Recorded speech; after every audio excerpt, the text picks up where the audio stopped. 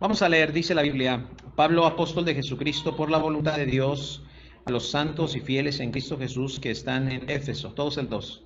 Gracia y paz a vosotros, de Dios nuestro Padre y del Señor Jesucristo.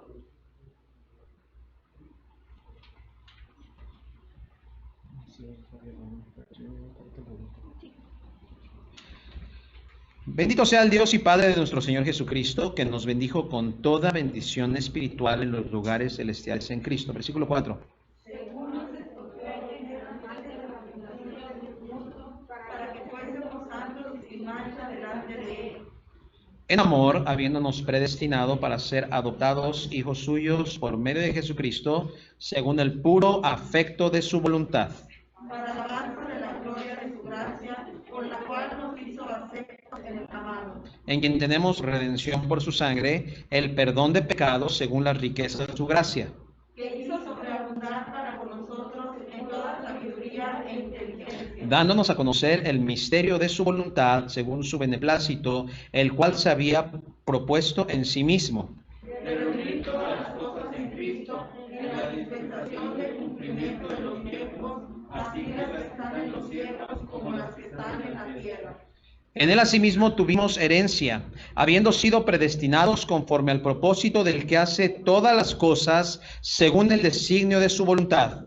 A fin de que seamos para alabanza de su gloria, nosotros los que primeramente esperábamos en Todos el 13. En él también vosotros, habiendo oído la palabra de verdad, el evangelio de vuestra salvación, y habiendo creído en él, fuisteis sellados con el Espíritu Santo de la promesa. Señor, bendice en esta tarde este estudio. Dale tu gracia, Señor, y danos tu palabra para poder, Dios, estar unidos para ser bendecidos. Bendice, Dios, también a cada cristiano y cristiana que está aquí, Señor.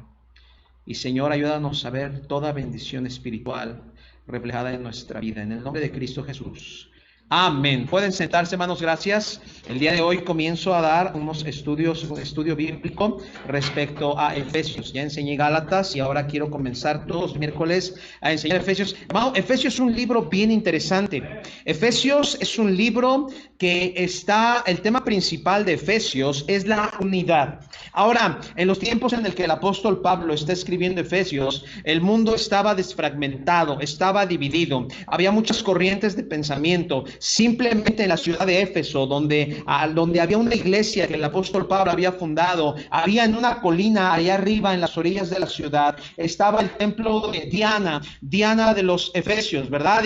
Y este templo, hermanos, estaba prácticamente entregado al paganismo. Ahí había prostitutas y la gente iba y mantenía relaciones, y era una manera de adorar a Diana de los Efesios. Era un lugar de desenfrene. La ciudad de Efesios era una ciudad con muchas clases sociales también, así como había esclavos, había clase media, había clase alta. Y ahí el apóstol Pablo va y empieza a predicar el evangelio, y un grupo de cristianos, un grupo de personas se convierte a Cristo, y Pablo les escribe sobre la importancia de mantenerse unidos. El tema principal de Efesios es la unidad. Pablo les está pidiendo a los cristianos en Éfeso, y también nos escribe a nosotros, hermanos, sobre el sentir que debe de permear en los cristianos en todo el mundo. Simplemente al día de hoy, hermanos, se dice que hay más de 41,000 religiones distintas, y todas dicen tener la verdad, y todas dicen creer en Dios, y todas dicen llevarte a un buen lugar, a un buen término en esta o en la siguiente vida. Nada de esto, hermanos, puede ser llevado a cabo, me estoy refiriendo a la unidad, si permanecemos fragmentados, si divididos. ¿Puede la iglesia de hoy, con sus miles de denominaciones afuera, creencias, sectas, puntos de vista, inclusive miles de Biblias de distintas versiones, puede permanecer unida? Y la respuesta es sí.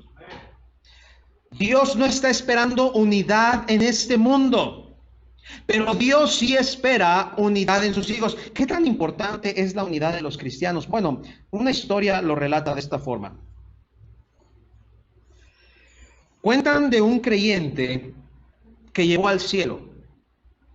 Ese creyente era tan curioso que antes de entrar al cielo no pudo contenerse y le dijo al ángel que estaba en la puerta: perdóneme, cuando estaba en la tierra oí hablar tanto del infierno que siento una curiosidad irresistible por saber cómo es el infierno en realidad. Antes de entrar al cielo por toda la eternidad, ¿podría visitar temporalmente el infierno? Claro que sí, dijo el ángel. Sígame. Y el ángel le llevó juntos y descendieron a las profundidades. Y una vez ahí, el ángel enseñó que el tormento eterno consistía en una mesa interminable, repleta de los manjares más exquisitos. Pero los comensales sentados en la misma estaban con caras de hambre que daban verdadera pena. De modo que le preguntó a uno de ellos: con tanta comida por delante, ¿por qué tienes esta cara de hambre? ¿Por qué no comen? Oh, replicó con tristeza el condenado, es que para poder agarrar los manjares, estamos obligados a usar estos palillos chinos de 1 metro de largo. De lo contrario, los manjares se desvanecen. Con los palillos podemos agarrarlo, pero luego nos es imposible introducirlos con ellos en la boca y comer. Llegó a la conclusión de que aquello, pasar hambre con la comida delante, debía ser ciertamente un tormento horrible y además por toda la eternidad. De modo que le dijo al ángel que lo acompañaba que ya tenía bastante y pidió regresar al cielo. Pero ¿cuál sería su asombro que al entrar en el cielo y ver que había exactamente una mesa dispuesta igual que la del infierno, y que los comensales tenían en la mano los mismos palillos de 1 metro? Sin embargo, se les veía sanos, se les veía bien nutridos, con rostros felices y contentos. Desconcertado le preguntó a uno de ellos: perdone, ¿ustedes también están obligados a comer con palillos de 1 metro como en el infierno? Sí, señor. ¿Y cómo logran introducir con ellos los manjares en sus bocas? No podemos, replicó, pero aquí nos damos de comer los unos a los otros. Obviamente el cielo no es así, hermanos, es una historia. No esté pensando yo, ¿cómo le vamos a hacer? Es una historia nada más para que entendamos la bendición de la unidad. Pablo está escribiendo a los efesios y les está diciendo, hermanos, que la unidad se alcanza en nuestra actitud y en nuestros actos hacia los demás. Mira Efesios 4, versículo 1.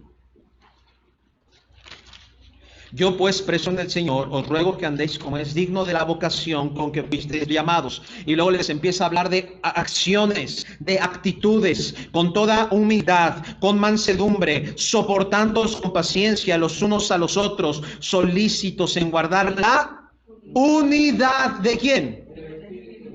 En el vínculo de la paz. La Biblia está diciendo, la unidad es una propiedad del Espíritu Santo de Dios. Y ahorita le voy a enseñar cómo Dios bendice y Él trabaja en unidad. Versículo 4. Un cuerpo, un espíritu, como asimismo fuisteis también llamados en una misma esperanza de vuestra vocación. Un Señor, una fe, un bautismo, un Dios, un Padre de todos, el cual es sobre todos y por todos y en todos. Y la Biblia está diciendo, todo se hace en unidad. Hermanos, la unidad es actitudes, es actos hacia los demás. La Biblia nos llama a crecer en unidad, versículo 15 de Efesios 4, sino que siguiendo la verdad en amor, crezcamos en todo aquel que es la cabeza. Otra vez está hablando de una unidad, está asemejando a Jesucristo, a Dios y a la iglesia como un cuerpo, y está diciendo debemos de crecer unidos. Versículo 16, de quien todo el cuerpo, bien concertado, bien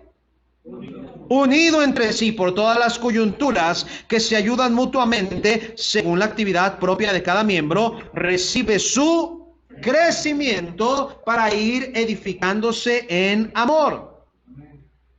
Si nosotros, hermanos, no estamos unidos, tampoco estamos creciendo. Si no estamos creciendo, tampoco estamos madurando. ¿Por qué Pablo escribe esto, hermanos? Porque a veces nosotros tratamos de llevar nuestro cristianismo en un orden diferente al que Dios marca en su palabra. Hermano, cristianismo no solamente es leer la Biblia. Leer la Biblia es bueno, pero crecimiento no es lo que tú lees. Crecimiento es lo que tú pones en práctica. ¿Me entiende lo que le estoy diciendo? Le platicaba acerca, y le contaba el domingo, ¿verdad? Acerca de una persona, uno de esos monjes, que se fue allá arriba a la montaña y dijo: Dios, yo quiero tener una mejor relación contigo, ¿verdad? Y por ahí se hizo largos periodos de ayuno, y él decía: Dios, yo quiero estar contigo. Pero la verdadera relación de crecimiento es cuando tú te mantienes en actitudes que son espirituales para con tus semejantes. No puedes tener unidad. La iglesia no puede crecer si la iglesia no sabe tener actitudes y actos para con los demás. La Biblia dice: el amor, la honradez, la amabilidad, el perdón, la sumisión. 4:22. En cuanto a la pasada manera de vivir, despojados del viejo hombre que está viciado conforme a los deseos engañosos. Y luego dice: renovaos en el espíritu de vuestra mente. 24. Vestíos del nuevo hombre, creado según ¿quién? Dios creó un diseño para que nosotros permanezcamos unidos. Hace ratito dijo la Biblia, la unidad del Espíritu Santo. Haz de cuenta que Dios diseñó un traje para ti, diseñó un vestido para ti. Y Dios sabe que cuando te lo pones, Dios sabe que con esa ropa, que con esa vestimenta que Él está dando, puedes crecer, dice la palabra de Dios. Quiere decir que el crecimiento no lo puedo marcar yo. El creyente es el modelo visible del amor del Dios invisible. Todos sabemos que Dios es amor. La pregunta es, ¿la iglesia es amor? ¿Entiende la pregunta? Dios es amor. ¿Qué? Bueno, Dios es un Dios de amor. Ahora te pregunto a ti, cristiano, ¿eres un cristiano de amor? Y por eso se escribe Efesios. Efesios está puesto, hermanos, para que nosotros entendamos la importancia de la unidad. Ahora, vamos a ver, dice la Biblia en Efesios 1, regrese por favor conmigo, y vamos a estar estudiando durante muchos miércoles, porque este es un tema bien importante. Pablo nos va a hablar que para tener un corazón unido, debemos primero tener un corazón lleno de alabanza. Pablo se presenta en Efesios 1 y entiende, hermanos, Pablo se tiene que presentar porque en los tiempos bíblicos había muchas falsificaciones. Verá, había mucha gente que había estado ahí cuando Pablo llegó y predicó, pero Pablo se iba, Pablo no se quedaba, hermanos, a pastorear la iglesia. Pablo era un evangelista, él iba, predicaba, a veces estaba meses, en Antioquía estuvo 1 año sirviendo de lleno, en Arabia estuvo 3 años, en Jerusalén estuvo varios años, pero Pablo no tenía un lugar fijo donde él viviera, donde pastoreara. Y Pablo predicaba y ahí empezaba a enseñarle a los cristianos quién era Dios y les contaba de Jesucristo, pero Pablo después decía, bueno, yo tengo que seguir predicando la palabra de Dios. Dice la Biblia que este hombre llenó toda Asia con el evangelio. Un hombre llenó toda Asia porque este hombre estaba dedicado completamente a la obra de Dios. Ahora, cristianos llegaban a la iglesia y pues por ahí escuchaban, Pablo puso esta iglesia, no lo conocían. Y en los tiempos bíblicos, hermanos, no había teléfono, no había transmisiones, no había Facebook, no había WhatsApp, no había Zoom para que tú vieras ahí la cara, ¿verdad?, de quien te estaba enseñando. Y había falsificaciones. Se llegaron a saber de casos donde se mandaban cartas a las iglesias y la iglesia decía, esta carta la recibimos del apóstol Santiago, y luego resultaba que el apóstol Santiago no la había escrito. Había gente muy mala que intentaba dañar a las iglesias metiendo falsa doctrina. Cuando usted ve una de estas epístolas de Pablo, de Pedro, de Santiago, de Judas, y usted ve que empiezan ellos presentándose, era como su firma personal, era como el estilo que ellos tenían. Y a veces las iglesias, hermanos, tenían que decir, ¿cómo sabemos que esta carta la escribió Pablo? Ok, por la manera en que él se presenta y saluda. A veces usted va a encontrar cartas como la de Filipenses, donde Pablo da varios nombres al final de Filipenses y dice, y salúdame a este, y llévame a este, y no te olvides de mi paraguas que dejé en tal lugar, ¿verdad? Y dices tú, ¿yo para qué quiero saber dónde Pablo dejó su paraguas? Eran formas donde Pablo estaba confirmando que él era el autor de las cartas. Eran pequeñas pistas que él daba. ¿Correcto, hermanos? Pablo comienza presentándose y Pablo nos dice en el versículo 1, Pablo, el apóstol de Jesucristo, por la voluntad de Dios, a los santos y fieles en Cristo Jesús que están en Éfeso. La primera cosa que Pablo saca es el llamamiento que él recibió de Dios. Pablo era muy atacado en los lugares donde él iba, porque a Pablo no se le consideraba durante muchos grupos cristianos como un apóstol. Ahora, déjenme preguntarles, esto es un estudio bíblico, esto es una predicación y aquí ustedes también pueden y quieren participar, adelante. Hermanos, ¿qué es un apóstol? Enviado, dice la hermana Caro. ¿Qué es un apóstol? ¿Un servidor? ¿Qué es un apóstol? ¿Dana?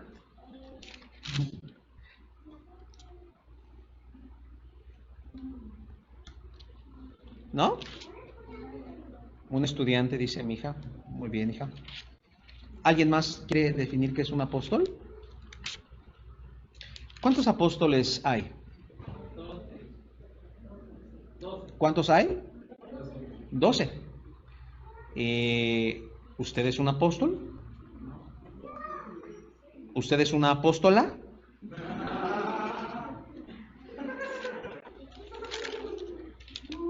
Ve lo que dice la Biblia.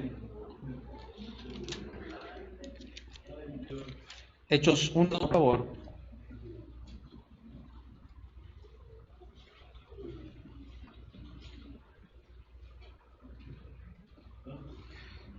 ¿Usted puede entender la diferencia entre apóstol y discípulo? No es lo mismo un apóstol que un discípulo. ¿Correcto? Leonardo Caro definió apóstol como un enviado. ¿Y un discípulo, cómo lo pudiéramos definir? Seguidor. En este caso, de Jesucristo. ¿Cuántos discípulos tenía el Señor? ¿Cuántos apóstoles? ¿Cuántos discípulos? Ok, vamos a definirlo con la Biblia. Hechos 1, por favor. Hechos 1 es el capítulo inmediato después de que el Señor Jesucristo asciende al cielo, ¿correcto? Versículo 12. Después volvieron a Jerusalén desde el monte que se llama el Olivar, el cual está cerca de Jerusalén, camino de un día de reposo. Entrados, subieron al aposento alto, donde moraban, revisa la lista, Pedro, Jacobo, Juan, Andrés, Felipe, Tomás, Bartolomé, Mateo, Jacobo hijo de Alfeo, Simón el celote y Judas, hermano de Jacobo.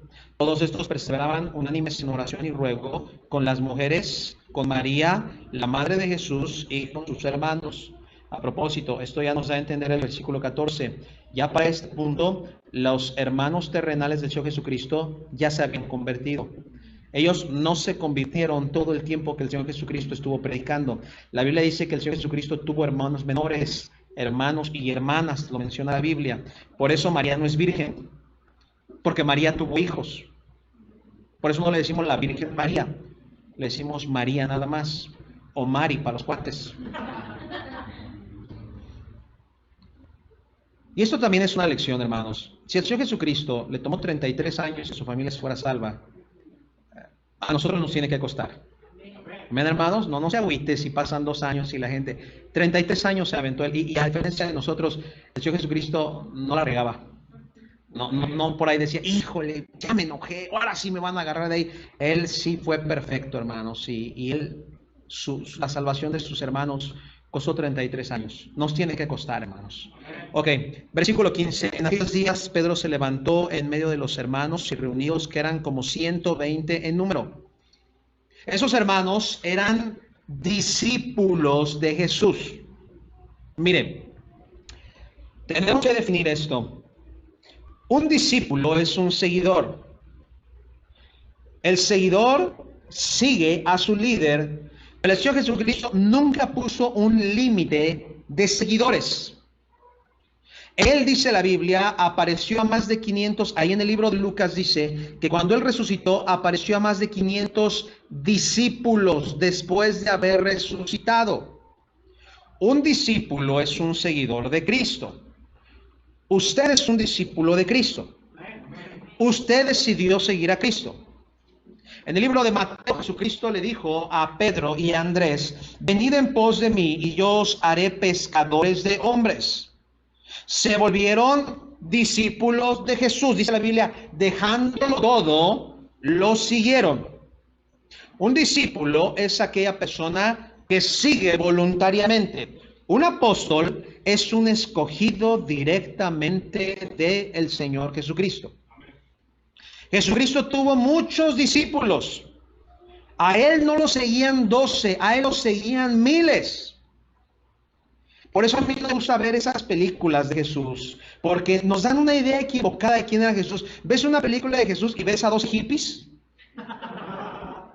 Y a uno que es el hippie mayor, ¿verdad? Así retratan a Jesús con sus pelos todos largos y ahí todo pasándola. No es así. A Jesucristo lo seguían miles de personas. Muchos eran sus discípulos. ¿Te acuerdas la vez que él alimentó en un solo día? En Juan 6 dice la Biblia que él alimentó a más de 5,000 hombres, sin contar las mujeres y los niños. Esa comida debe haber sido como para 15,000 personas. Así lo seguían grupos de miles de personas.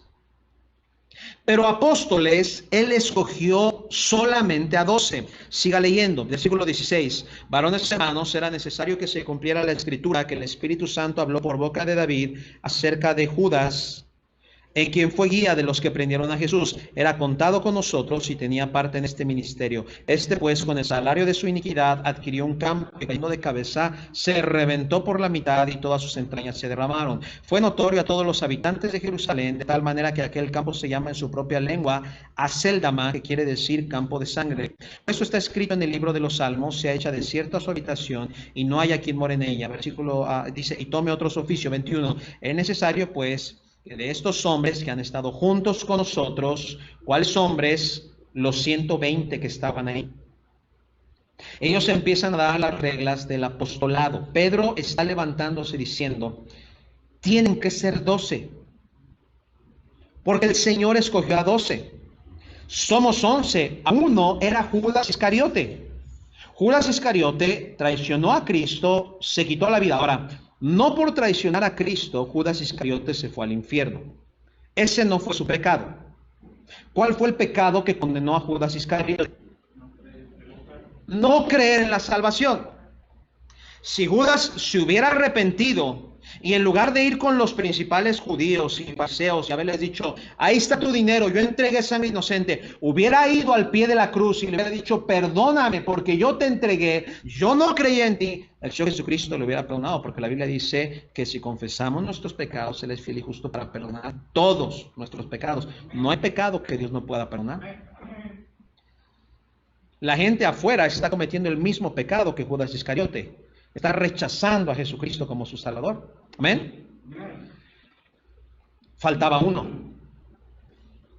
Pedro dice: éramos 12. ¿Cuáles eran las reglas con las que Cristo escogió a los 12? Estamos en el versículo 21. Es necesario que de estos hombres que han estado juntos con nosotros todo el tiempo que el Señor Jesús entraba y salía entre nosotros, quiere decir los 3 años que Jesucristo estuvo predicando. Un apóstol tenía que haber estado los 3 años. Versículo 22. Comenzando desde el bautismo de Juan, tenía que haber estado ahí cuando el Señor Jesucristo fue bautizado por Juan, hasta el día en que nosotros fue recibido arriba, sea uno hecho testigo con nosotros de su resurrección. Y ahí están las reglas. Tenía que haber estado ahí, tenía que haber estado presenciando el bautismo de Juan, tenía que haber visto a Jesucristo ascendido al cielo. Él dice: de estos 120 necesitamos escoger a uno, porque el Señor escogió personalmente a 12. Vas a encontrar ahí en Mateo que Jesucristo pasó toda una noche orando para escoger a 12 por su nombre. Versículo 23. Señalaron a 2, a José llamado Barsabás, que tenía por sobrenombre Justo, y a Matías. Y orando dijeron: tú, Señor, sabes y conoces los corazones de todos. Muestra cuál de estos 2 has escogido para que tome la parte de este ministerio y apostolado de que cayó Judas por transgresión para irse a su propio lugar. Y echaron suertes, y la suerte cayó sobre Matías, y fue contado con los 11 ¿qué? Ahí están los apóstoles del Señor Jesucristo. Estos 12 apóstoles fueron los que repartieron el evangelio por todo Jerusalén, y luego lo recorrieron a Asia. Muchos inclusive llegaron a África llevando el evangelio. Eran los 12 escogidos por el Señor. Ahora, ¿Pablo está en la lista? Pablo viene después. Tú no vas a encontrar a Pablo con el Señor Jesucristo de frente.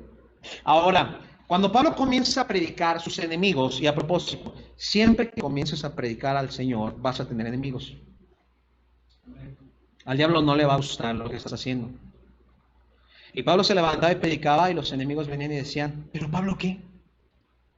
Yo le hago caso a Pedro, él sí es apóstol. Yo le hago caso a Santiago, a Tomás, a Bartolomé, a todos ellos. Pero a Pablo, ¿quién le dijo que él tenía que ser apóstol? Entonces la pregunta aquí es, Pablo no estuvo ahí. ¿Pablo es apóstol o no es apóstol? Porque Pablo en Efesios nos dice, apóstol, regresa a Efesios 1, por favor.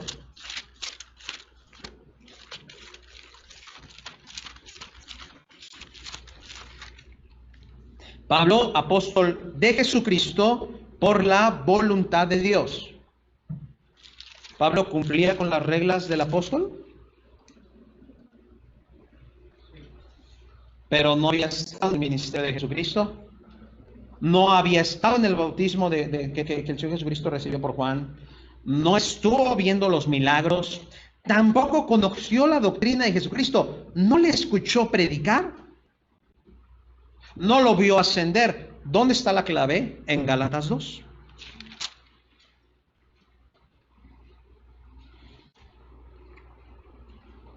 En Gálatas 2, Pablo explica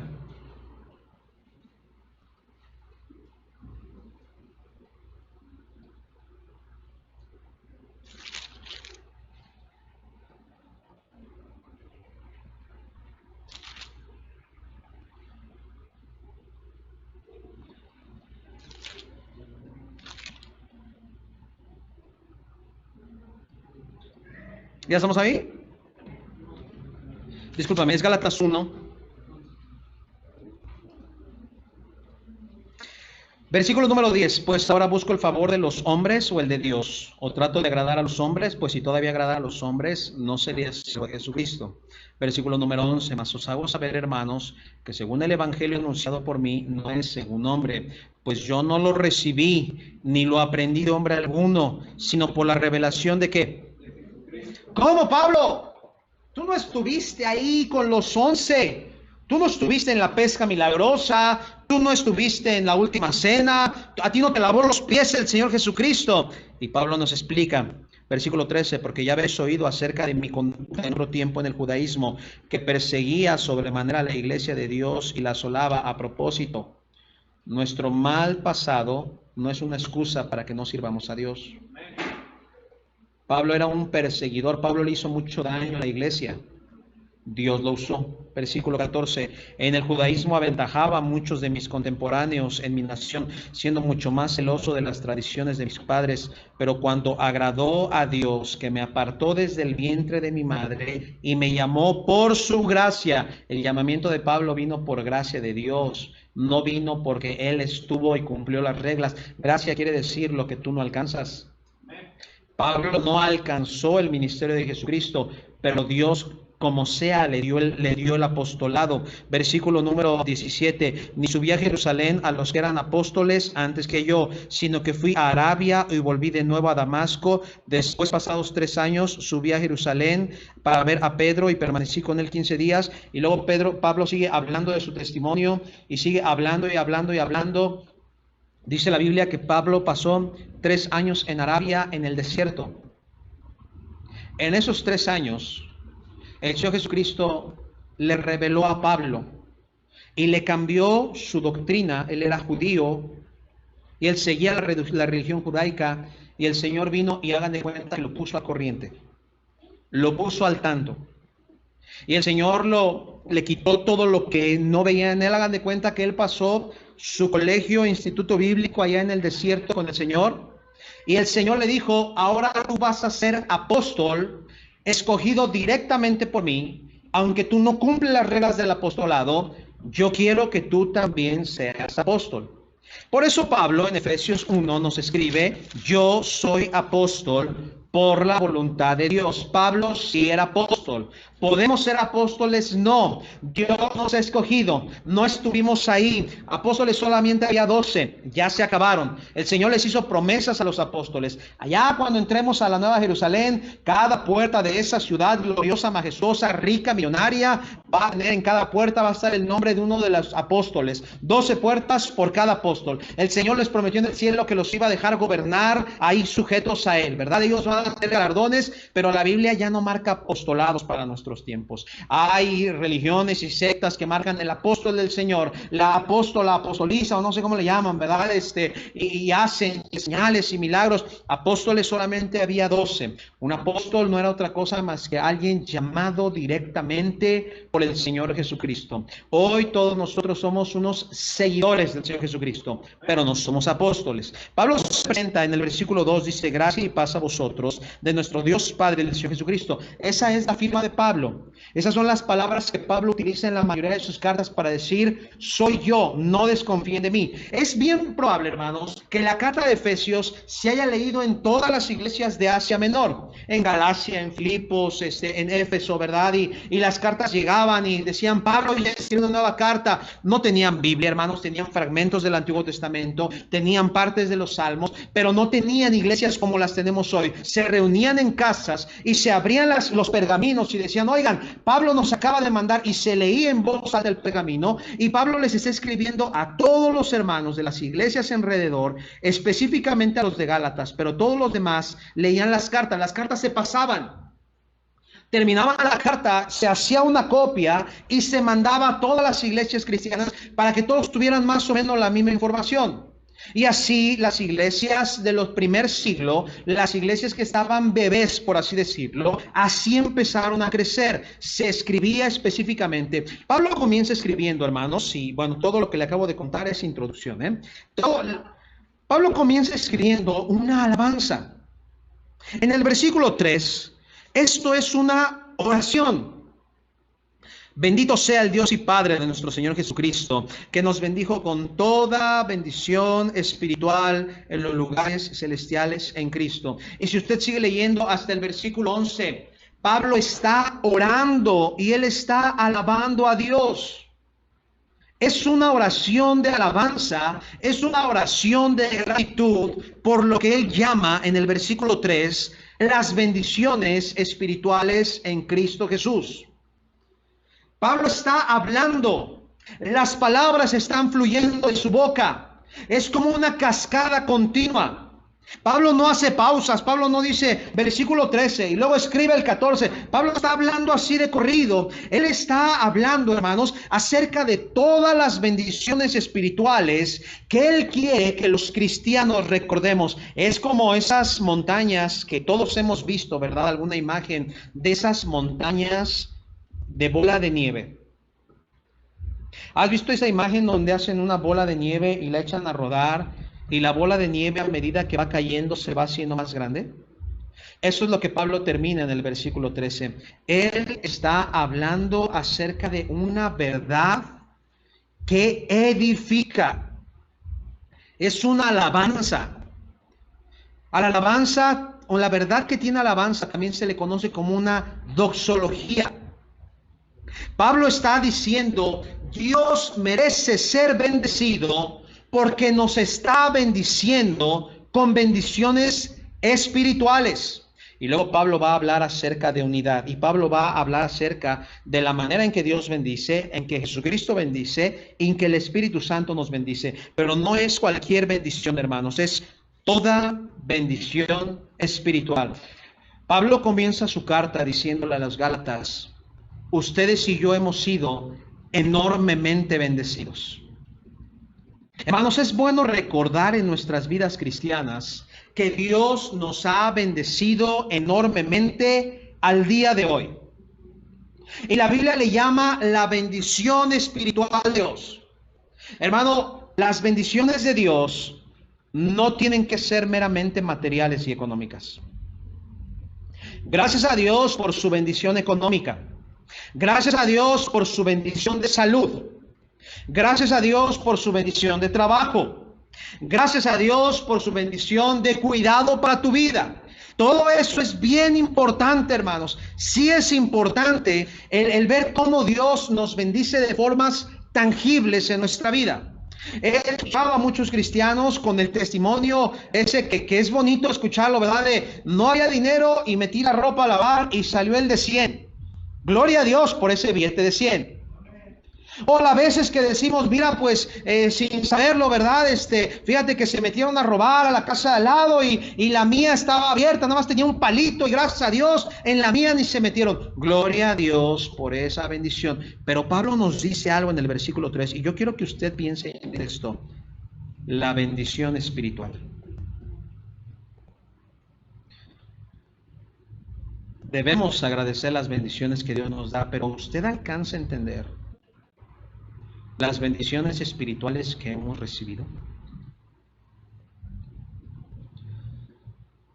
En el versículo 3 dice la Biblia, nos ha bendecido.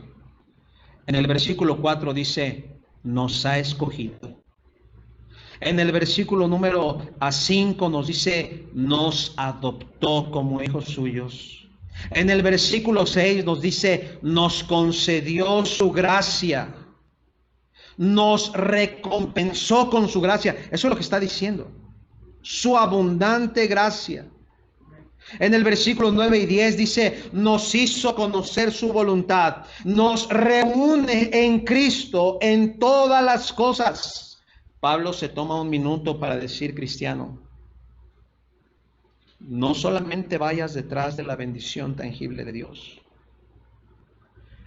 Debería gozarnos más las bendiciones espirituales en los lugares celestiales en Cristo. Recuerde, estamos hablando de unidad. Y la unidad no es material. La unidad es espiritual. La bendición es espiritual. No me conteste, pero usted piense en su lugar. ¿Cuál fue la última bendición espiritual que recibí del Señor? No me va a costar el trabajo que tengo. No, esa es una bendición tangible. Dice en los lugares celestiales en Cristo. Está hablando de cosas que Dios hizo allá arriba en el cielo, que a usted le son de bendición y no se reflejan tangiblemente, visiblemente. Pablo va a usar expresiones solamente en el capítulo, en primer 14 versículos de Efesios. Escuche esto. Pablo escribe la palabra Cristo o Jesucristo o Cristo Jesús o nombres del Señor Jesucristo no menos de 10 veces en los primeros 14 versículos. Y luego, en esos primeros 13 versículos, usted va a encontrar la frase en Cristo o en Él 10 veces. Mira la importancia de lo que está ahí. Número 1, Dios es quien bendice toda bendición espiritual. Si tú pudieras llevar tu lista de peticiones a Dios y decirle, Señor, estas son mis listas, esta es mi oración, ¿en cuántas de esas hay peticiones espirituales para ti? Más adelante voy a empezar a definir todo lo que significa eso. Pero Dios es quien bendice toda bendición espiritual. Pero Dios la coloca en un lugar. Y esto es lo importante, hermanos. Dice la Biblia que la coloca en Cristo. Versículo 11. En Él asimismo tuvimos herencia. Dios bendice con toda bendición espiritual. Dios es quien da el perdón que nosotros no merecemos. Dios es quien da la reconciliación que nosotros no estamos buscando. Dios es quien da la limpieza cuando nosotros ya no tenemos cara de venir con Él porque le hemos fallado una y otra y otra y otra vez. Dios es quien mueve el corazón para arrepentimiento. Todas esas se llaman bendiciones espirituales. No podemos decir solamente gracias a Dios por su salvación. Ese es el inicio de tu bendición espiritual. La pregunta que Pablo nos hace es, ¿dónde están las demás bendiciones espirituales? de Dios en nuestra vida. Pareciera que solo vamos sobre las materiales. Dios, cuida a mis hijos. Dios, protege mi auto. Dios, dame el dinero que se necesita para. Dios, bendice el proyecto que traigo encima.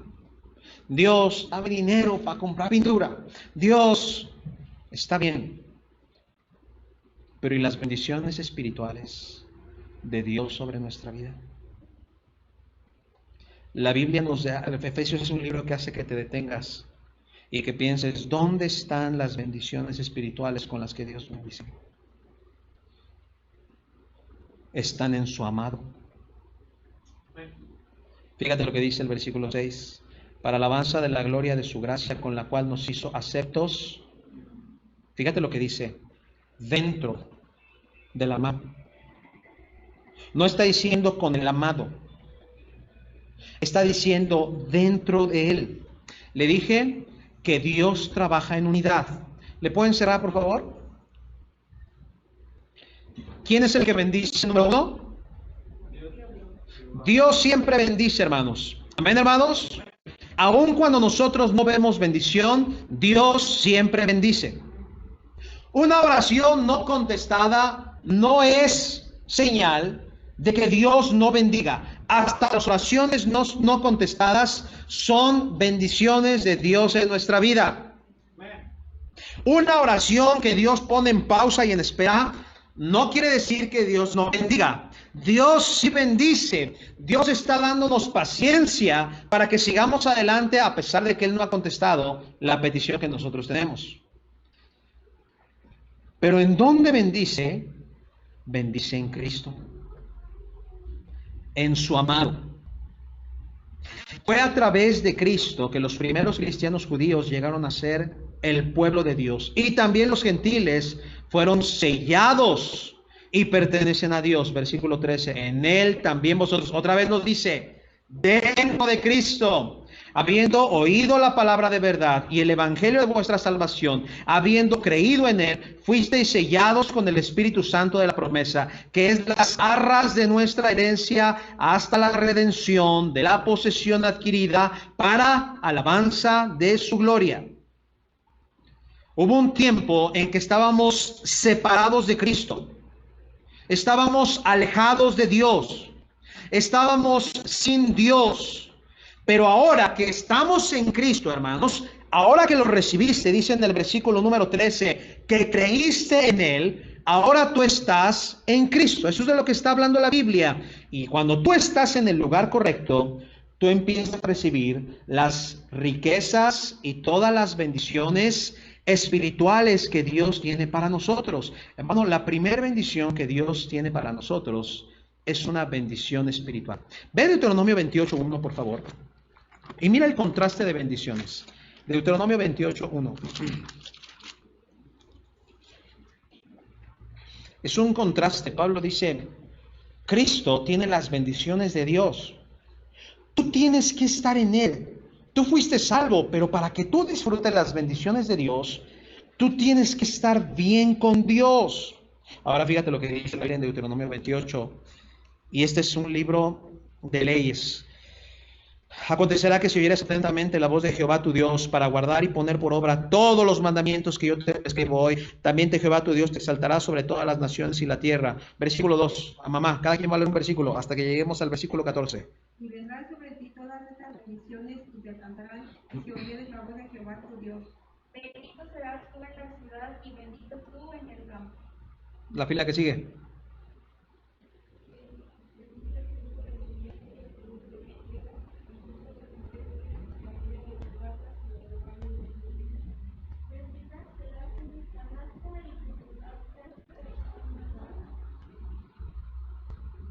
Hermana María.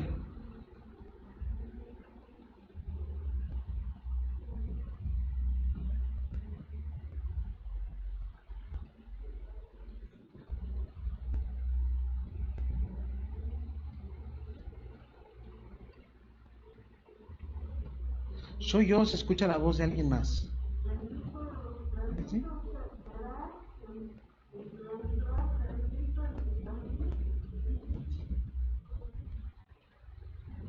¿En cuál?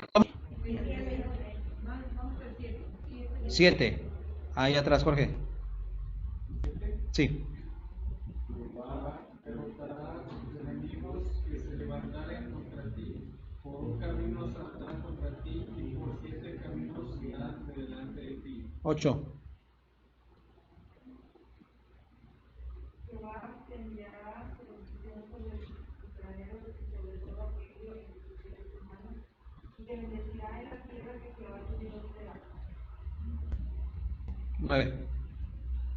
Y confirmará Jehová poderoso delante tuyo como lo ha jurado cuando guardaréis los mandamientos de Jehová, tu Dios, anduvieres en sus caminos. 10. Y verán todos los pueblos de la tierra que el nombre de Jehová es invocado sobre ti, y te temerán. 11.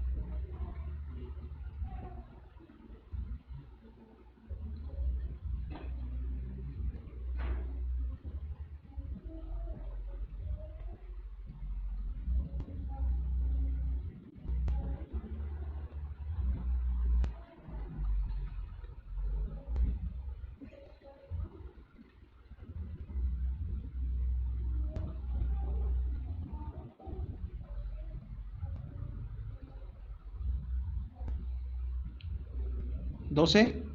Traerá Jehová su gran tesoro del cielo para enviar la lluvia a tu tierra en su tiempo y para bendecir toda obra de tus manos, y prestarás a muchos jóvenes y tú no te dirás prestado.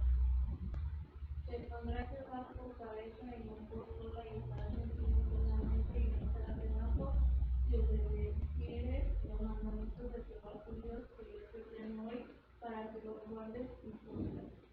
No te apartares de todas las palabras que yo te mando hoy, ni a diestra ni a siniestra, para ir tras los extranjeros, si quieres. Hasta ahí. Lo acabamos de leer. ¿Usted ve la bendición material o espiritual aquí? Material. Lo que tú puedes ver. A propósito, ¿cómo le fue al pueblo de Israel? ¿Pudieron guardar esta ley? No. No se puede. No debemos de ser tan duros con el pueblo de Dios a tal punto de juzgarlo en nuestra mente y decir, ese pueblo la regó. Si nosotros hubiéramos estado ahí, hubiéramos hecho lo mismo. El Antiguo Testamento nos muestra lo difícil que es ganarte la bendición. El Nuevo Testamento, en Efesios, encuentras lo fácil que es el que tú recibas la bendición espiritual de Dios.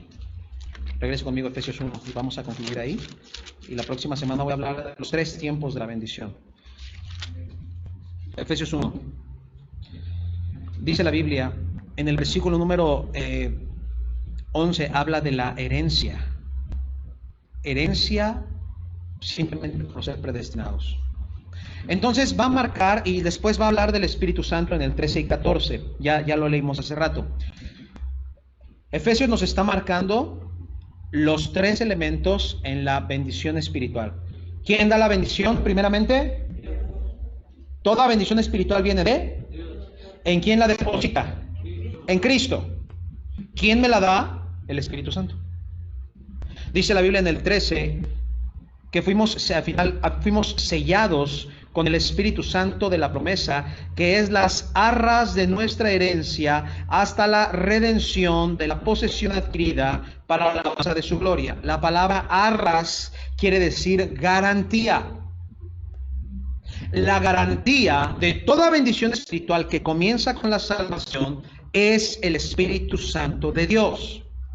Dios, hermanos, desea el que nosotros nos mantengamos unidos, porque unidos es señal de crecimiento espiritual. La Biblia dice, Como tú no puedes ir detrás de la bendición, ya no lo mostró el Antiguo Testamento, lo difícil que es intentar cumplir con toda la ley. La Biblia dice, el Espíritu Santo te va a revelar a ti, cristiano, es la garantía que Dios da, y Él te va a revelar todas estas bendiciones espirituales.